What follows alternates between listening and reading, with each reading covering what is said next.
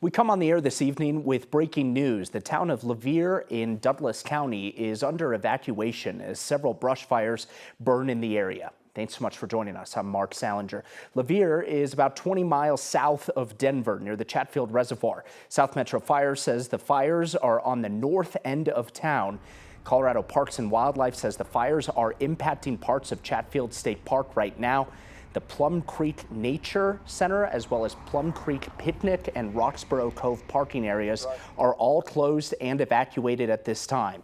We want to show you a live view from Sky 9 right now. You can see a lot of land burned so far with more smoke rising into the air. South Metro Fire says no structures have been destroyed, but there are some that are being threatened.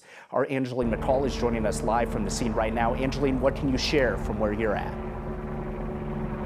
3 buildings, Mark, have been threatened as part of this fire. South Metro says that so far they're okay and they're protected, but you can see that they're working really hard to get this fire under control. This is a very open area, and that's why you see all of this smoke. In fact, South Metro says that there are a number of cottonwoods in this open space, and they really just set on fire so quickly here in Colorado. They're very similar to juniper trees, where fires just really gravitate and grow super fast with cottonwoods. And you can see just all of this smoke and also several hot spots in the area. We know several agencies are responding.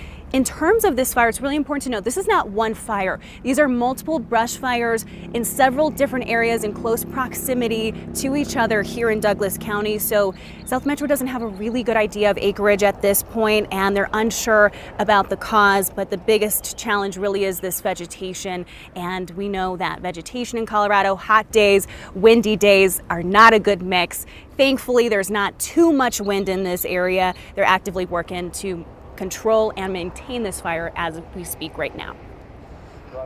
The vegetation in this area is kind of challenging.